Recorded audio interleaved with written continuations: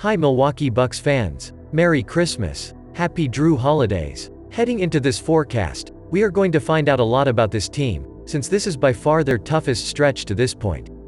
And, to keep with the holiday-related theme, is our chance to find out as a fan if the Bucks are going to die hard, or if this season could have a more heartwarming ending than It's a Wonderful Life. No, the title is not a poll asking for a vote on which movie is better. It's obvious and therefore does not deserve a poll. Anyways, for the fourth time this season, the Bucks have made it through the forecast with a winning record, and are holding their place with the second best record in the East. Let's do a quick review on how they did their last forecast. They started off sneaking past the Knicks in New York, and then came home to lose to the Lakers. I know that upset many of you, but when anybody plays like Anthony Davis did, it's going to be hard to win. We then beat Charlotte really shorthanded, both teams were, and then beat Orlando to get a quick road sweep. Following that, we came home and beat the Sacramento Kings, who are a much improved team. We then had an impressive road victory, that was come from behind, over Jason Kidd's Dallas Mavericks. Finally, against a lowly Houston team, Chris Middleton got hurt and the Bucks lost. Julie's projected record: 5-2, 19-7 overall. Bucks' actual record: 5-2, 19-7 overall. It's bittersweet today, seeing my first time getting the prediction right, as well as actually having my record and the Bucks' records line up. I just wish it didn't come at the cost of losing to the Lakers at home or to Houston anywhere, but going 5-2 every 2 week or so stretch is great. But, like the loss at San Antonio, the Bucks can circle this Houston game if we don't get at least the 2 seed. One last quick thought: it's weird that Texas has been very backwards for us, as in we beat the only competent team down there and lost to the other two. Now let's do a quick glance at who we have coming up as the season starts to unofficially begin. We start off with the defending champion Golden State Warriors at home, followed by a road game in Memphis, who had the NBA's second-best record last season. We then go against a puzzling Utah team, and then kick off a 5-game road trip that carries over into the next forecast. It starts off in New Orleans, who is having a great season, and then we play another rising team in the Cleveland Cavaliers. We then get a rematch against a Brooklyn team that is not as much a joke as people make them out to be. And finally, to wrap up this forecast, we have the Boston Celtics on Christmas Day, and it is clearly the best of the 5 matchups. If this game is anything like last season's, we are in for a treat. But first, if you're new to the Milwaukee Bucks news channel, enjoy and subscribe now so you don't miss the latest Bucks news, which we're always bringing you firsthand here. Enjoy and like this video, so that YouTube keeps delivering you as the latest Bucks news. Currently on the injury front for the Bucks, Wesley Matthews has COVID-19, so potentially we could be seeing another NBA COVID wave. Hopefully not, but he is out until at least the Grizzlies game. Joe Ingles is also out but starting to practice more. As for the opponents, Golden State will continue to be without Andre Iguodala, and Andrew Wiggins will be out for them as well. Desmond Bane and Danny Green will be out for Memphis, and Jake LaRavia is questionable for the previous weekend's game. Utah will be without Colin Sexton, and has Lauri Markkanen, Jordan Clarkson, Mike Conley and Simone Fontenecchio out until the middle of this coming week, so they could miss as well. New Orleans has Brandon Ingram and Herb Jones out until January 13th, and Ingram has been out a while so he may not play. The Cavaliers will be without Ricky Rubio, Dylan Windler and Dean Wade, and also have Kevin Love and Donovan Mitchell on the current injury report. Brooklyn has 7 players out, but only until December 12th, so with them it could be anyone's guess. And lastly, Boston will not have Danilo Gallinari, likely won't have Robert Williams, and Al Horford has COVID-19 at this moment. In other words, the injury front is pretty heavy.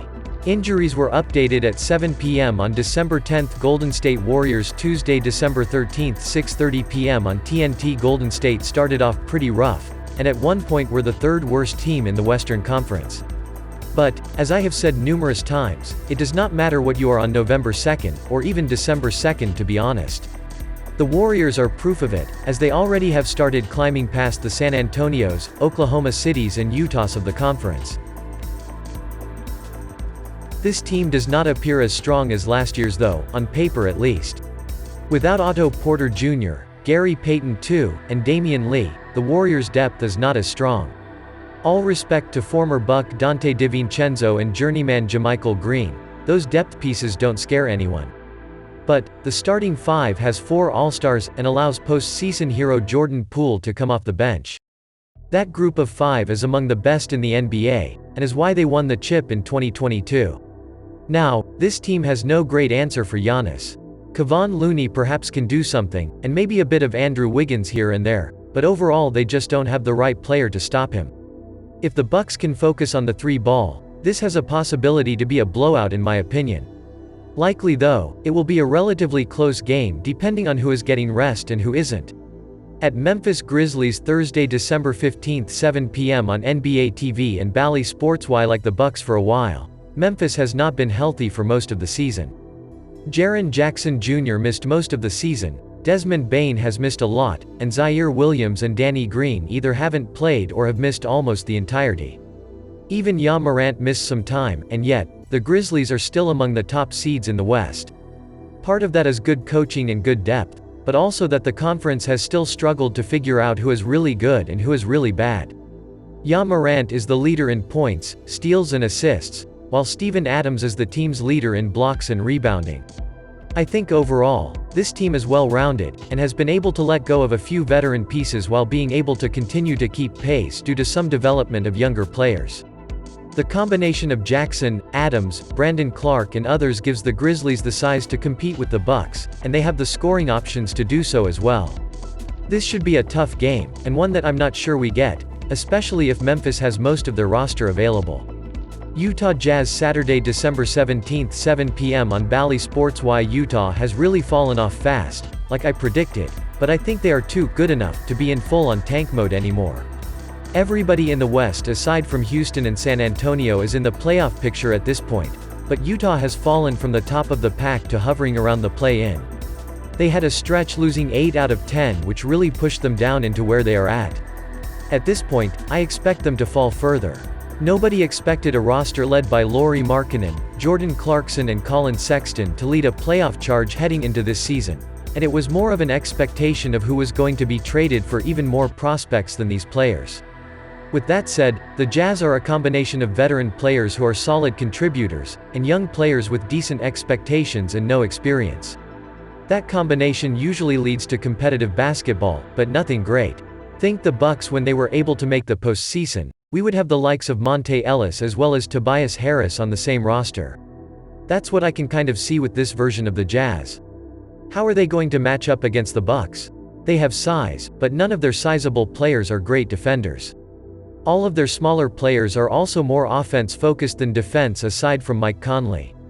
So, if the Bucks are able to slow down enough of their potential scorers, they should be able to run this team out of the gym. I'm not fooled by their hot start. At New Orleans Monday, December 19, 7 p.m. on Bally Sports. Why New Orleans has had an interesting season thus far, and trying to figure out how good they really are is the biggest challenge. They are currently in first place, but I'm not quite sure how or why. I think this team has the potential to be a playoff team, but they are a pretender when it comes to being one of the real contenders in the West. Zion Williamson has been very under the radar in spite of his previous non-stop discussion, and I think if the comeback player of the year existed, he could very well be the frontrunner based on what he has meant for this New Orleans franchise this season thus far. He's not alone though, with All-Star Brandon Ingram as a very good number 2 option, and volume scorer CJ McCollum rounding out the big 3. They also have plenty of draft picks coming up thanks to the Bucks and Lakers, so this team has the pieces to make this return to prominence a longer-lasting one. Their starting unit is one of the best in basketball when they are all playing, and that is probably the biggest reason why this team may not currently be the 1 seed. When it comes to how they are going to do when facing the Bucks, the media will likely paint this as the Giannis versus Zion matchup. I think it comes down to if Middleton, if healthy, and Holiday play better than Ingram and McCollum, which isn't as guaranteed as you would think. Ultimately, this will be a fun one, and I think this would be my game to watch this forecast, and in that meaning it's the right combination of being against a good team with not a lot of pressure. At Cleveland Wednesday, December 21, 6 p.m. on Bally Sports. Why at least when it comes to playing the Bucks, the Cavaliers haven't been a very good team. Sure, they have battled some injuries, but we have 2, and we are 2-0 against one of the better teams in the East at this point in the season. Now, we get to face them for the 3rd time this season, first on the road, and we can get to see what the mostly healthy versions of both of these teams look like. The Cavaliers are led by one of the best backcourts in the NBA, with Donovan Mitchell leading the way in scoring and being among the top 10 in the NBA. Darius Garland is also an elite scorer, and is also among the assists leaders in the NBA. Up front, the duo of Jarrett Allen and Evan Mobley are both double-double threats, and in theory should have the size to match up with some of what the Bucks have. A side note on Mobley is that Giannis stated, and this is my interpretation, that Mobley could be better than Giannis. I don't know about that, but he's probably going to be a perennial all-star option in a few years if he stays at this trajectory. Based on the first 2 games, I think the Bucks should be the clear favorites here, but Cleveland is also too good of a team against the rest of the NBA, that they should be capable of winning at least one of the games against the Bucks. Don't be surprised if this winds up being a loss, but still expect the Bucks to play well here. At Brooklyn, Friday, December 23, 6:30 p.m. on NBA TV and Bally Sports. Why it's fun to clown on Brooklyn, I know, but even with the Kyrie Irving and Ben Simmons drama, this team is still doing well. No, they aren't the juggernaut they thought they would be, for whatever reason, but like the Lakers, they are capable of beating anybody. Durant has quietly averaged 30, and Kyrie is getting 25, so stopping one of those two will be essential. After that, the offense really takes a dip, and essentially it seems like it goes to whoever has the hottest hand. Long story short, the drama has subsided and they are still hanging around .500, so they are going to be around and possibly be a team nobody wants to face heading into the postseason. The Bucks are a clear mismatch with them, but on a random Friday before a massive game? I wouldn't be surprised if the Bucks were thinking ahead in this one, and that's really the biggest reason I see them possibly losing. So, this is one that should be a win. At Boston, Sunday, December 25, 4 p.m. on ABC and ESPN. This is a game that many of us have been waiting for, going to Boston to take on the second-best team in the NBA, and the second-best full-strength team in the Eastern Conference last season.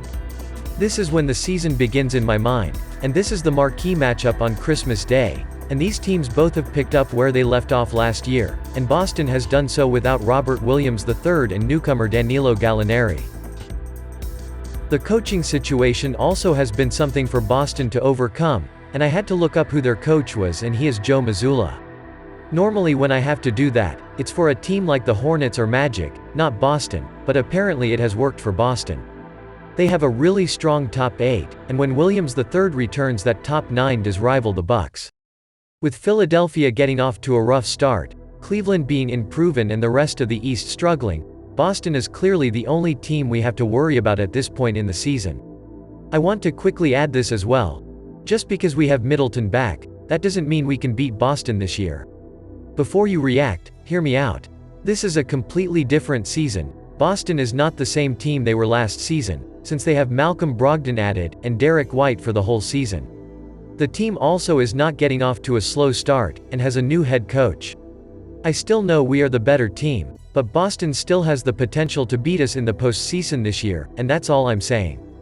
Julie's prediction: 4-3. The Bucks have a great record to start the season, but these games are all potential losses. If I had to pick the 3 games we lose here, it would be Memphis, Boston, and then Cleveland or New Orleans. That implies that we beat a somewhat surging Brooklyn team, a better than expected Utah team, and the defending champions, and then one of Cleveland or New Orleans. I guess all I should say is that for this holiday season, be glad the gifts came early, because all of those easy teams in the beginning of the season are going to provide a major cushion for when the season gets into a higher gear. Couple hits to the face. I know that I need time now. You gotta go and find my way. My name came up a lot, it sounds more when I was